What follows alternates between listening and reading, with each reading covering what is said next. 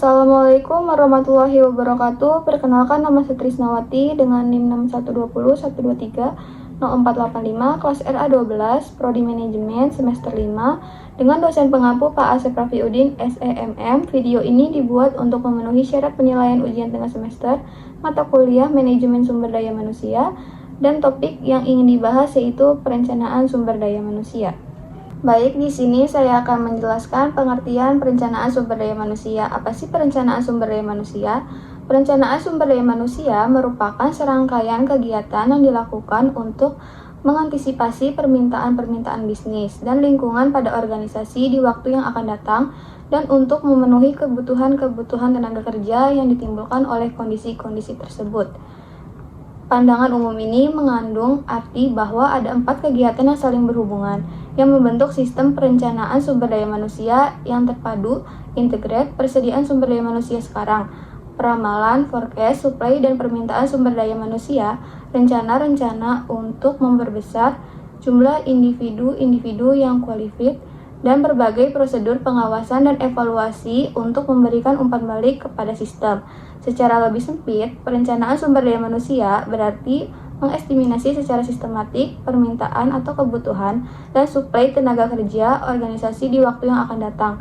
Ini memungkinkan Departemen Personalia dapat menyediakan tenaga kerja secara lebih tepat sesuai dengan kebutuhan organisasi. Selanjutnya yaitu faktor-faktor yang mempengaruhi perencanaan sumber daya manusia. Ada 2 hal yang berpengaruh pada perencanaan. Yang pertama, faktor internal, yaitu faktor yang terjadi pada organisasi seperti perencanaan strategis sebagai kriteria utama, kegiatan usaha, kebijakan baru, keuangan, perencanaan produksi, dan produk baru. Yang kedua, faktor eksternal, yaitu hal secara langsung atau tidak langsung dapat mempengaruhi seperti kebijakan pemerintah, aspek sosial budaya, faktor geografis, teknologi, kebijakan luar negeri, dan lembaga pendidikan atau pelatihan. Lalu selanjutnya ada fungsi perencanaan sumber daya manusia. Fungsi yang pertama yaitu bisa membantu Departemen Sumber Daya Manusia dalam mengantisipasi kebutuhan jumlah dan kualitas tenaga kerja di kemudian hari. Akan sangat terbantu untuk tenaga kerja yang sifatnya berubah-ubah seperti dalam struktur organisasi proyek. Fungsi yang kedua, perencanaan sumber daya manusia juga bermanfaat dalam membantu HR agar bisa bekerja proaktif untuk menemukan kandidat pekerja yang sesuai dengan posisi pekerjaan. Selanjutnya, tujuan perencanaan sumber daya manusia. Perkiraan kebutuhan personel di masa depan, mengidentifikasi jenis-jenis pekerjaan yang masih ada, hilang karena teknologi, atau tercipta, memastikan pasokan staf kontrak atau tetap sehingga perusahaan dapat fokus pada inovasi dan pengembangan, menilai status tenaga kerja, perkirakan kebutuhan sumber daya, dan peralatan untuk mengoptimalkan produktivitas karyawan. Tujuan perencanaan sumber daya manusia adalah untuk menjamin penggunaan yang optimal terhadap sumber daya manusia pada organisasi saat ini, menyediakan sumber daya manusia yang dibutuhkan oleh organisasi di masa akan datang, baik dalam hal kualitas maupun kuantitas.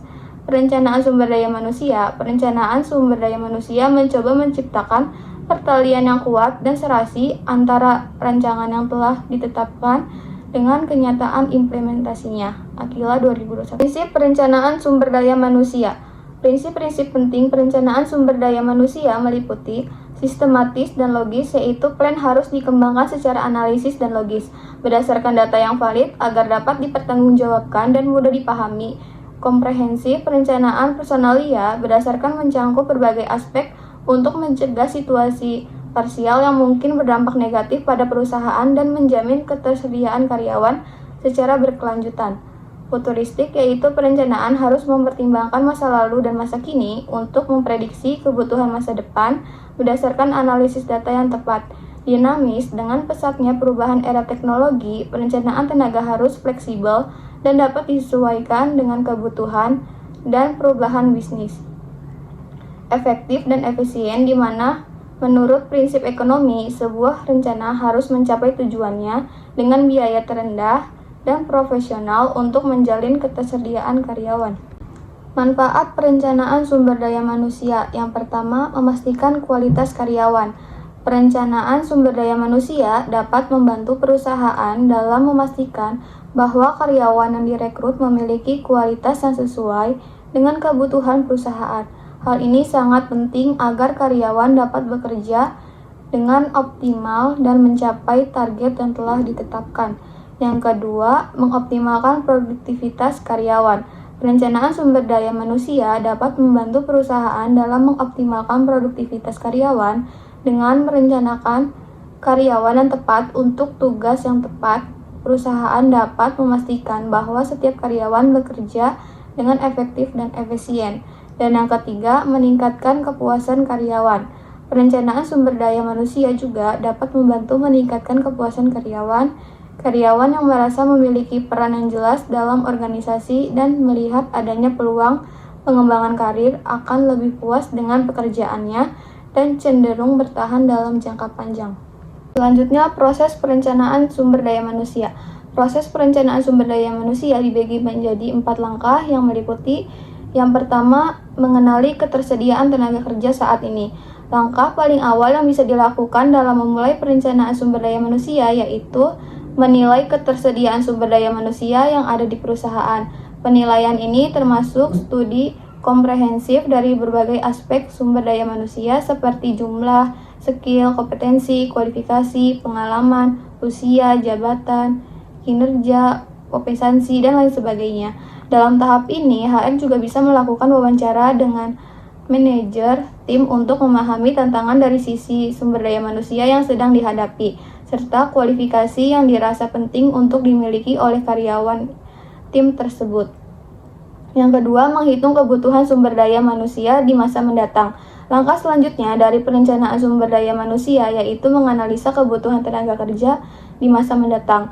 Dalam langkah ini, berbagai variabel HR seperti pengurangan sumber daya manusia, lowongan yang akan dibuka, promosi jabatan, mutasi karyawan, dan lain sebagainya perlu dimasukkan ke dalam pertimbangan.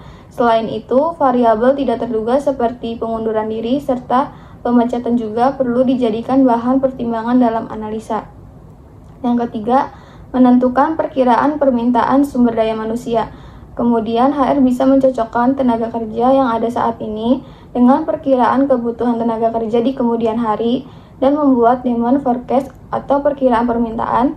Dalam langkah ini, penting juga untuk mengetahui strategi objektif bisnis jangka panjang agar perkiraan permintaan bisa sesuai untuk memenuhi kebutuhan perusahaan.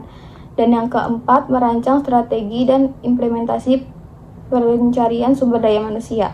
Setelah mengetahui kekurangan yang dibutuhkan dari evaluasi supply dan demand sumber daya manusia, HR bisa mengembangkan strategi berdasarkan perkiraan permintaan sumber daya manusia yang sudah dibuat. Strategi yang dibuat tentunya harus bisa memberikan solusi bagi kekurangan masalah sumber daya manusia di perusahaan.